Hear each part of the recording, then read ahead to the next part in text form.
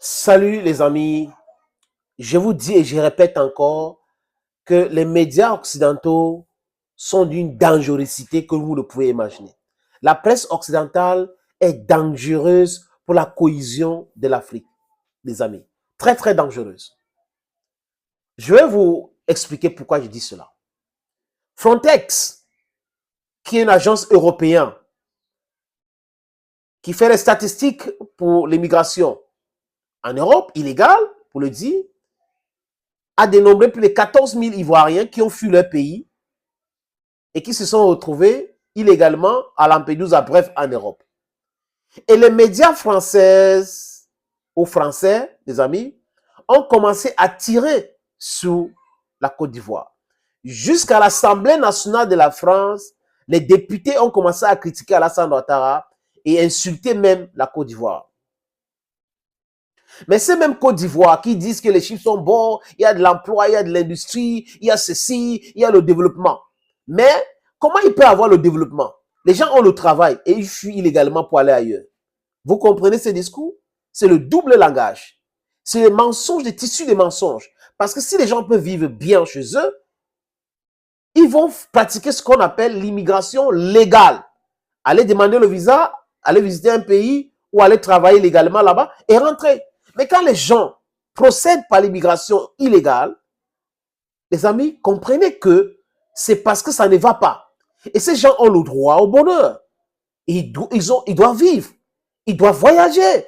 Ceux qui viennent les piller, qui pillent leur pays. Quand on vous dit, les amis, que la France vole plus de 215 milliards de francs CFA en Côte d'Ivoire par an, alors que je conteste les chiffres, j'avais vu d'autres chiffres qui parlaient de 500 milliards par an dans les 14 pays. Donc, au Cameroun, la France vole 500 milliards. Au Congo, tous les pays que la France a colonisés, du moins sous tutelle française, la France continue de les piller parce qu'il y a la convention de double imposition.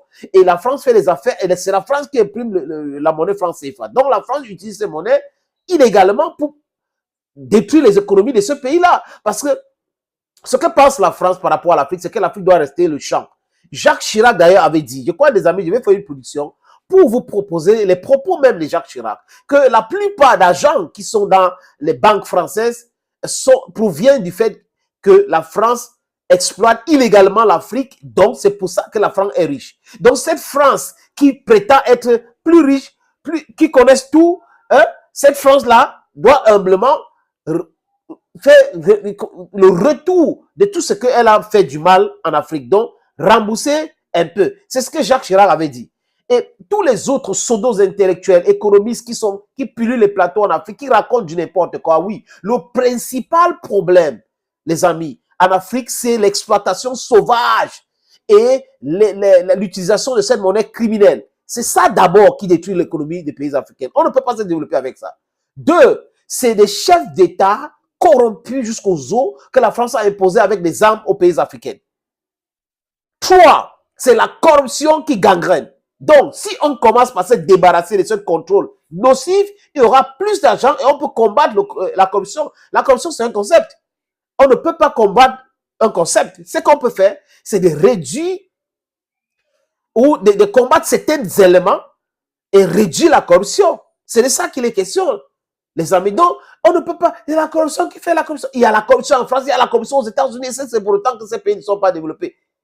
Il y a la corruption, on peut citer d'autres pays, la Chine. Oui, ça existe, mais quand on vous attrape, c'est compliqué pour vous. Mais seulement, ils ont les dépendances monétaires. Ils peuvent contrôler l'économie. Pendant ce temps, on est en train de nous piller et après, on nous demande d'entrer dans la distraction totale, de commencer à accuser les gens. Non, nous devons détruire à la base cette hégémonie française en Afrique, cette vol, cette cupidité, cette façon de faire de la France, nous débarrasser des francs CFA. C'est de ça qu'il est question. Et toute la classe politique africaine aujourd'hui devrait voir les choses de la même façon. Les amis, je vais vous montrer l'extrait. Pourquoi je parle de la presse française et la presse occidentale qui est dangereuse. Ouattara vient du nord de la Côte d'Ivoire. Suivez mon regard. Et la majorité des Ivoiriens qui fuient la Côte d'Ivoire viennent du nord de la Côte d'Ivoire. Suivez mon regard, les amis. Et France 24 viennent en Côte d'Ivoire pour faire un reportage. Qu'est-ce qu'ils font? Ils partent voir un imam. Et c'est l'imam là qui prend la parole pour déconseiller aux gens de voyager. Ça ne vous dit rien dans votre tête? Donc, cette France et ces médias sont là pour diviser l'Afrique. Ils sont d'une dangerosité, d'une nocivité que vous ne pouvez imaginer. Il veut nous montrer que, voilà les gens d'une certaine catégorie qui fuient. Voilà, non. Ces gens-là sont ivoiriens tout court. Si tout allait dans leur pays, ils devaient rester dans leur pays. Il n'y a pas d'ivoiriens, musulmans, chrétiens et autres. Cette histoire, c'est un concept créé de toutes pièces par les impérialistes du Moyen-Orient et en Occident. Nous ne sommes pas des musulmans, nous ne sommes pas des chrétiens. Ce sont des religions qu'on nous a imposées et on veut utiliser ça pour diviser l'Afrique. Et de façon subtile, ils font ça avec de soft power. Donc, on va utiliser les médias et un imam pour parler. Ça veut dire que vous comprenez une fois que la majorité des Ivoiriens qui fuient le pays viennent du nord du pays. Et puis quoi? Est-ce que la France fait du mal en Côte d'Ivoire? Oui. Est-ce que la France fait du mal en Afrique? Oui. Quelles sont les raisons qui poussent les gens à fuir leur pays? Des raisons purement économiques. Pourquoi est-ce qu'il fuit alors que Ouattara est en train de mentir qu'il a développé la Côte d'Ivoire? Il a développé la Côte d'Ivoire et l'émergence de la Côte d'Ivoire en raison de 2020 est à quel niveau? Est-ce qu'il y a l'indépendance énergétique en Côte d'Ivoire? Non. Est-ce qu'il y a les infrastructures nécessaires? Non.